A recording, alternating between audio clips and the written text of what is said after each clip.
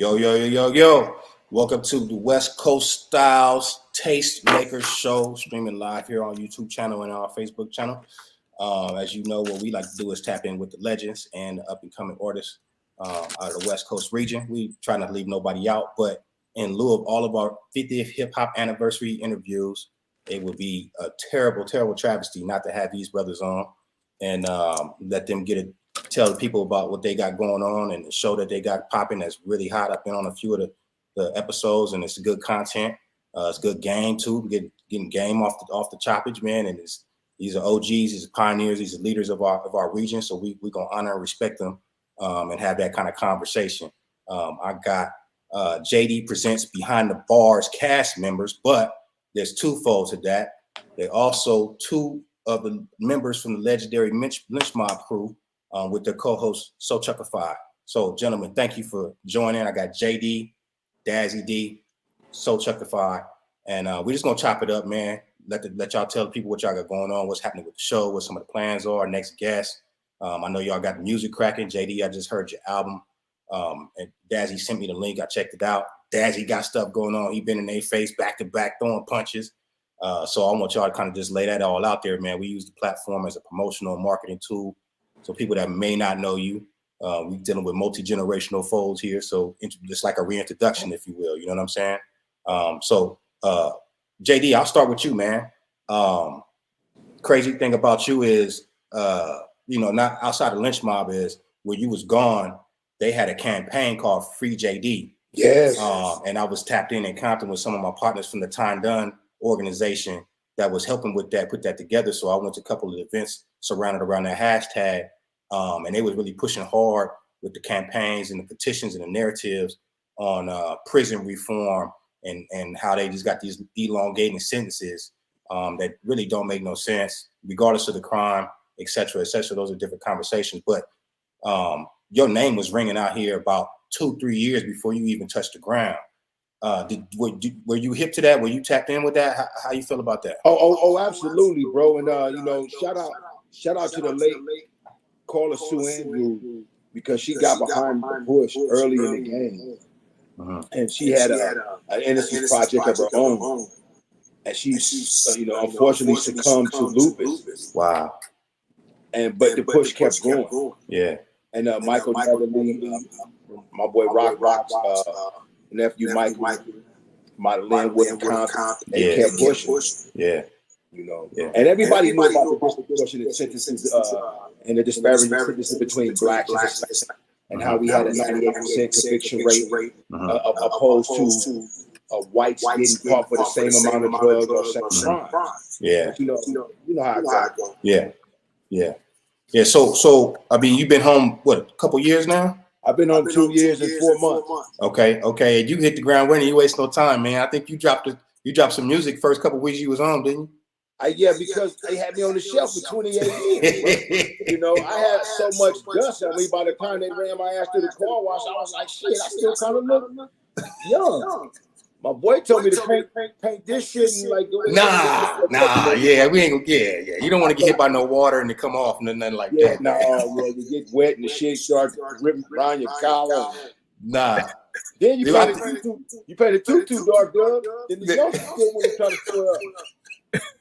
I think one of the dope factors about our coast, man, is we authentic. Like the reason why our music was so encapsulating around the world is the authenticity, right? We didn't have to really put a costume on to get on stage. Like the Dickies, the Chucks, the whole outfit, that's what we wore every day. So people really connected with the authenticity. So even with the Grays coming in, you speaking that language, you kicking it from your perspective, you got the knowledge of self that from your time period. And I think that's what hip hop need, because we kind of like battling them. Dazzy and I had a couple conversations about this ageism thing where, you can't be rapping past 40 or you can't be rapping past 30 and all this madness. And it kind of like what they're trying to do is they're trying to thwart our understanding, because the music is where you get the information from. Because if I'm not from out here and I want to listen to get some game, what a West Coast OG would be talking about, where would I find that at if you're not supposed to be rapping? You know what I'm saying? Right. I mean, I don't want to take no whole lot of time on that one, but I have to say this. Imagine if you told Jagger and McCartney that. Mm-hmm. Imagine if motherfucking rock fans told Jagger McCartney that. Like, y'all need to fall back after 40. Yeah. That best shit didn't come after 40. Right. They hadn't lived yet. Yeah. So it's kind of like outlandish and it's real disrespectful to the culture. This is why when I came on, I did put it all together and chill. And then I said, I'm gonna write a hook to it. Yeah. I'm gonna name names. I'm gonna go Alonzo Williams. I'm gonna go Ravian Prince. I'm gonna go everybody. Yeah. Because I want to give it up for the people that don't nobody give it up for them. They still relevant. Absolutely. I'm gonna switch lanes real quick. Dazzy, man, you know, you've been on their necks. You've been on their necks, man. You've been back to back. Can you name a few of the projects that you just dropped that could be considered part of that momentum you got going on right now? Man, I think probably started with Baker about 2 years ago. And then maybe 6 months later, I dropped Rewind. And then maybe about 6 months after that, I dropped West Coast Boom Slap. Hitting with these remixes, man. I got Mike. I got different remix on the way with Crash and Cook It Out. Working on the new album right now. That's gonna be 2 more months, man. On my birthday. Yeah, that's gonna be crazy. You got J-Dee on any more of them new records? I know y'all did a big record that was hot on the baking soda joint, and I think the energy behind that record kind of catapulted that project. I mean, all the records on it was dope, but that one specifically had a crazy feel and buzz because everybody been talking about Lynch Mob getting back together as they keep tap back in. So when they saw that with KD on there, everybody was like, "It's about to happen." Yeah, it's probably gonna be the first single. Got you. All right. So Chuckified, man. Can you tell us who you are, brother? I'm trying to. Right. Tell him, Chuck. Two of the hardest motherfuckers in the rap game hooking up with me on this show. Yeah. And everybody's got questions. Hey man, so lover of hip hop. I mean, you know, it was funny today. I was, and she was like, "It'd be 10:59," and I was it's $9.99. Most one 10:59. But man, I'm on a journey. You know? I thought I was down. Years ago, I wasn't down. You know, I studied hip hop, but I didn't know about the street. Got you. So that's what I'm here to bring. Bring in all fire for all the people that need to educate their ass. That's dope. I can respect that, man. That's how we like people to come amongst our culture, man. That's I can respect that for sure, 100%. Swing back over to J-Dee, man. What's next for you musically, big dog? Well, I just dropped the Payback project Labor Day weekend. Yeah. I remixed Artificial Intelligence, uploaded that today. Okay. The next project that I'm working on is going to be something with OJ. So I got some shit. I want him to do a whole EP with me, and he actually slowed down long enough to commit. You know what I'm saying? Yeah. And so like everybody was kind of like chattering around the industry like Cube ain't fucking with J-Dee no more. And that's so true, but I just keep my mouth shut. Yeah. I'm too old to have to prove something to a sucker. You know, so I'm working on something with him, bro. I'm gonna sit back and let this one I just dropped this Labor Day go ahead and cook, and we're about to shoot 2 videos of that. Yeah. And I'm gonna drop the visuals of that real fast. So. Yeah, I like that fire with cocaine on it, man. That joint. We about to do that out here.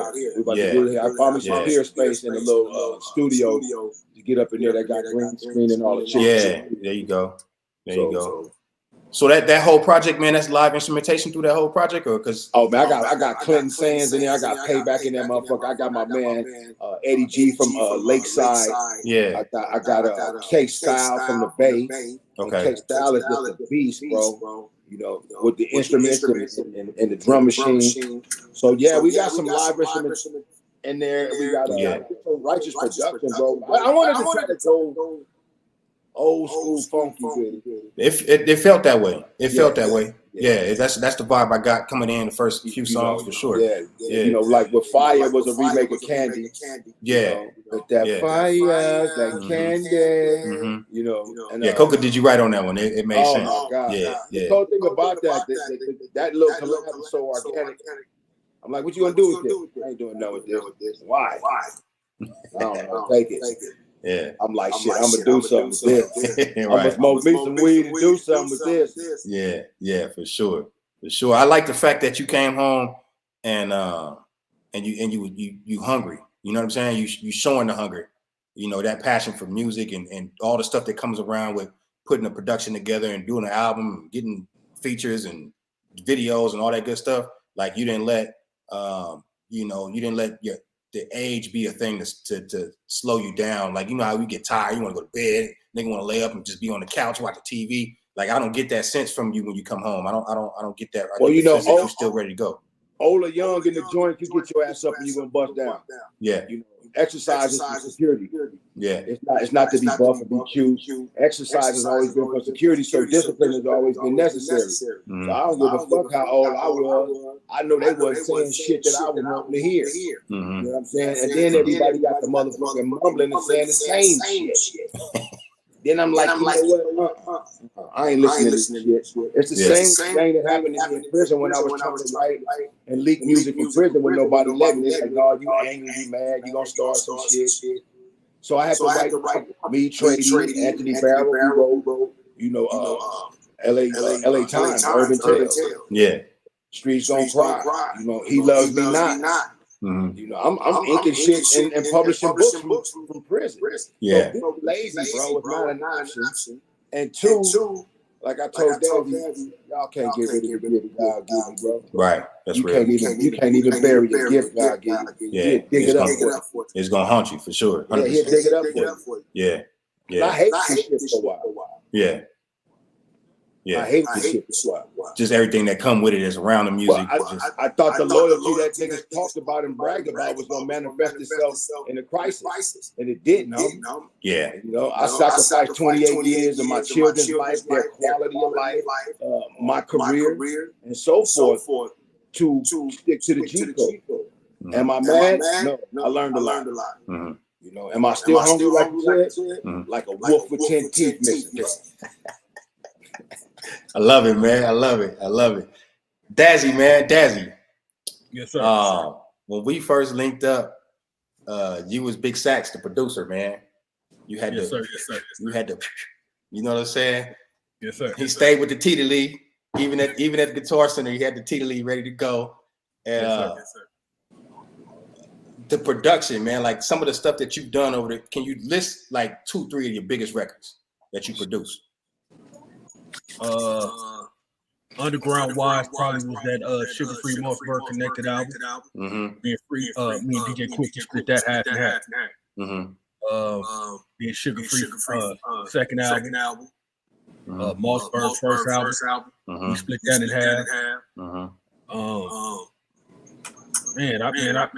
I know it's crazy. I'm just yeah. They don't know. That's what I'm saying, because it's like you got to be part of the culture to make that connection. And then kind of see, there's a transition in his career where he kind of started doing something else, but it's still worthy to talk about. It's still worthy to, it's still noteworthy, man. It's still something that is cemented itself in our history, man. You made timeless records that we was listening to and partying to and trying to figure out how this nigga get these sounds, and you know what I mean? Like you was one of them cats. So he was dope, huh? I want to put that narrative out there because niggas don't really be speaking on it like that. They don't. And he dope. I'm interviewing him in a minute. I'm gonna be interviewing him. As you should. On my mama, rest in peace. I'm gonna be interviewing his ass soon. Yeah. He dope. And the shit people don't ask him, I want to ask him. Yeah. No, that's real. That's proper. He very instrumental in keeping my name out there, bro, when I was down, you know? Yeah. He would let me call from the pen and put a video to my voiceover. Yeah. You know what I'm saying? That ain't motherfucking love to keep a motherfucking relevant. Yeah, that's real. That's real love and love. Yeah. When the others was trying to silence a nigga and smother the voice, you know, that's how artificial intelligence is. You know, if you're speaking too loud, they silence the poet. Yeah. So you got a record called Artificial Intelligence. But tell me how you feel about the technology as it rolls into hip hop. We had a couple attempts where AI tried to release a song and sound like Drake and all this other stuff and this madness going on. How you feel about that as an artist? Well, as an artist, it's the ultimate act of betrayal because now you created a system, you created software, you created this artificial intelligence fucking information to manipulate everything that you need to. Yeah. To gain an advantage. Doesn't matter if I own it, doesn't matter if it's mine, doesn't matter if it sounds good. Yeah. All that matters is that I can replicate whatever I want. You know, and actually my artificial intelligence, hey, how can I make $10,000 in t-shirts a month without my money? And that motherfucking ChatGPT will type your ass a plan. Business plan. Yeah, real talk. It will. Type your ass out a business plan. But see, a lot of motherfuckers be like, hey, how you know that? You've been going 28 years. Yeah. I'm staying in computer classes and watching it before I got it. I don't know it all, but I'm interested. Yeah. As long as you want to go and you want to search, you're gonna find the information. It's out there. Right. Yeah. Google the biggest snitch. Google the biggest snitch in the game. Google tell on everybody. Real talk. Hey man, so I'm gonna just throw that this up. This for all three of y'all, man. How does the show come together? What's up with the show? What's the plans for the show, man? Y'all had some super big guests so far. What's the deal with the show? Like, where'd it come from? Whose idea is this? What's plans for next year or two? Like, what's the deal? I'm gonna let Chuckify answer that. What are you gonna say, Daz? Tell him how I came up. So we had J-Dee on the C-Doc show. I don't know if you're familiar with that. C-Doc for PE. And so I did about a year. And I've always wanted to do it. You know, C-Doc's more East Coast, you know, and I'm West. And J-Dee's story, like as a human being. And we got funny stories. But J-Dee's story, and I reached out and said, dude, we need to do a show together. And he was down. So I was like, let's do it. And J-Dee was like, you know, J-Dee, everybody that knows J-Dee knows that he will tell you the fucking truth every time. And that's good because we know where we stand. But he was like, look, I'm not going to do any corny ass shit. Like, we're going to talk about prison reform. We're talk about politics. We're going to talk about fucking dope ass music, highlight the work that we're doing. And when I say we, them, that's him talking to me. Right. And he was like, let's do it. And it's just come together. And it's like we've got chemistry really quick. And I think a lot of that is because we're just transparent and honest with each other. You know, we go head to head. There's no doubt. But J-Dee was like, all right, let's try it. And here we are. You know, Dazzy, the reason why I asked Dazzy to come on board is because out of all the homies in the lynch mob, bro, and this is the truth, other than Shorty, rest in peace, Dazzy has like been the only nigga that just talks shit to a nigga. You know what I mean? Just like, bro, like, no, we're not doing it. No. Why? So he not the kind of nigga that stop everything you want to start, but he the kind of motherfucker that if you want to start it, let's make it the best. So let's try it this way. And so sometimes, you know, you look at it like, well, that's not how I wanted to do it. And then you have to sit back and say, well, what's the best way? Sometimes it ain't my motherfucking way, bro. And so I have to be mature enough to allow the team to say, homie, we need to do this way. Think about this. And so I accept that shit. Sometimes it be hard, I mean, but you got to accept what's good. You don't know it's good until you like, damn, that shit worked like yeah. He knew. And so when you don't fight it in the synergy, bro, and when the synergy is right at the table, fuck what we talking about. It's gonna all work. Yeah, that's something to be focused on, man. A lot of great things could have happened, but a lot of different teams or groups or small people that were connected, but they wasn't able to have that very thing you just talked about, where somebody might be able to check somebody's idea, not a disrespectful man, but like, hold up, homie, we might want to do this way. without somebody getting offended and taking it personal or taking it offensively, then bring the whole team down, and it never happens. You know what I'm saying? Like the great thing never happens for the people. And that happens a lot with passive aggressive bitch ass niggas. Yeah. You know what I'm saying? That happens a lot with a bunch of passive aggressive bitch ass niggas. They can't sit at the table and air their grievances. And see, like I got a partner named Travis Lee Howard. He's an attorney. He fucks with B-Real now, real tough. Dr. Green Thumb. And he was telling me something one day in terms of moving forward with a team. He said before they even go forward, they said everybody at the table, and everybody at the table been telling everybody at this table what you don't like about the motherfucker next to you. Once that shit is out, there's no hidden aggression. Now motherfuckers don't like you from 95, nigga. So you say it comes out. It's not weighing you down anymore. It's out. So from there, you can probably bust a move and move forward. Or so they find out that this nigga at the table ain't no good and he's a saboteur, and we got to get rid of him. So they not issuing no fades after that? That is like, well, it's just, I hear what you said, and I'm still with the bullshit. A fight ain't nothing but a fight, man. You need a knife and a gun out of it, y'all can get a drink afterwards. Real shit. You know what I'm saying? You don't need a whole lot of medical attention. You can knock a nigga out, wake him up, still have a drink. You get a knife and the gun out of it, y'all can be friends after that and all that. It was just like, I love you, nigga, but not with this shit today. Right. You know, and I'm gonna love you after this shit, so I don't want to hurt you, nigga, but fuck out of here. Right. Fire nigga shit up. I'm with the bullshit. Yeah, man. Yeah. So I love the show, man. I like everything that's going on. Who's the next? If you can, who's the next big guest we should be checking for? I let Daddy answer that. He made this magic happen, boy. Oh man, you know we pulled in the homie man. You know our friendly neighborhood was the DJ Battle Cat. Oh, you got Battle Cat coming through? That's dope. Yeah. We got Cat coming, man. You know we had to J-Dee Brown cocaine, man. So we had to bring the other part of the puzzle, man. You know, there's so much magic. Yeah, for sure. Right. We gonna have Hutch. We gonna have Hutch. Yeah, shout out to Hutch, man. Yeah. Hutch, Godfather to G-Funk. We gonna have Hutch in this motherfucker. I just shot a text to Warren G. J-Dee gave him the right title. You gave him the right title. Come on, man. He's Godfather this shit. Yeah, he's Godfather this shit. Hutch is Godfather this shit. He brought this shit to Drake. Shit. That's like I think they did a G-Funk documentary on YouTube a few years back, and the way they did it is they focused more on the Long Beach movement, right? Which I understand, but they only sprinkled the Pomona section before they went into the Long Beach thing. They didn't really. Hey, bro, that's how it happened. That's the birth of that shit, bro. Yeah. Want to tell you, motherfucker. Yeah. And that's heavy, man.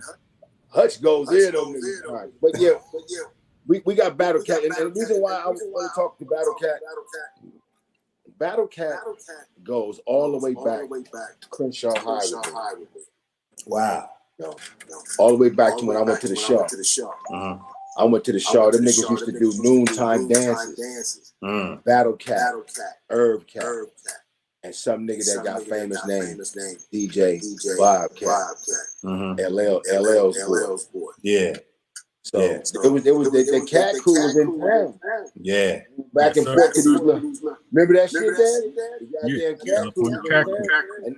And they was DJing their asses off, bro. And so when Uncle Jams threw a dance, it's 10,000 kids, bro. This is a fucking party with no featured artist there to perform. Right. This is in essence, you booked the Coliseum, right, for us to dance. Just DJs though, but the music had them. The way they DJ had them going. Uncle Jam, the army was a mobile DJ crew, bro. Yeah. And they was fixing. That's why I love the west side of LA, man, because y'all have that. That's still part of West Coast culture. But coming from the east side, we didn't really have nothing like that. We had to go all the way over there or have grandma or somebody, auntie, somebody on the west side be like, come on, baby, we're going this weekend to the thing. If it wasn't that connection, you didn't know you wasn't tapping into that. You wasn't in. Yeah. That's how we used to do. We used to go fuck with Cat at his grandma's house. You know what I'm You see what I'm saying? saying? You can go over there and fuck with him at his grandma. And shout out to Kitty Cat too. Kitty Cat was part of the Cat crew. Kitty Cat was part of the motherfucking clique. And see, that's when Roger Clayton, rest in peace, you know. That's when Roger had the house on the west side in the A trays in the back of the 60s, where he used to have all of his speakers and equipment stored in the garage. So if you were doing a dance, you could come get a call from the turntables. You could get you some side fills. You could get you some bottom. You could get everything you needed to do your set. That's how the mobile crew. Oh, you could just go and get whatever you was missing. Man, bring that on back. Yeah, that's tight. Cluso, rest in peace. Battle Cat, Roger Clayton, DJ Pooh. Man, these niggas, DJ Pooh had white Alpine turntables, bro. Yeah. In 82, 83, DJ Pooh. Maybe you could confirm this for me. I was doing knowledge on Bobcat. Bobcat is the one that threw Pooh a bone to get him the production for the early LL stuff. Is that correct? Yeah, them niggas is road dog. Yeah. This is late 80s. This is the early mid 80s, late 80s. About 86, 87. No, they were fucking LA Posse. Yeah. That's crazy. Yeah, they've been down a long time, man. That's like 86, 87. Yeah, that's crazy. Because LL dropped out bad. Right in 86, 87. When we was grinding in San Diego. You know, and hey, a lot of niggas don't know who and Bobcat produced Beat to the Rhymes for Run DMC. Motherfucker, right. That's crazy. I think that's the one that I found when I was doing my research. I found that.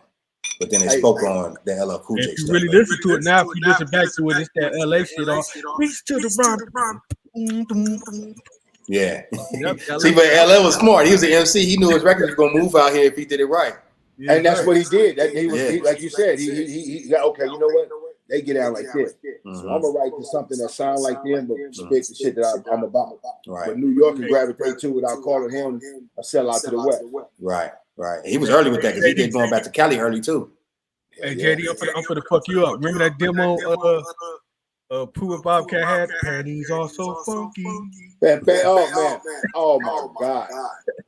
That's how it went, D. That's how it went. That's how it went. I had those. I think he had a song called "Your Panties Are So Funky." Yeah. That's a cold little metaphor right there. That's a cold little metaphor. I know one thing.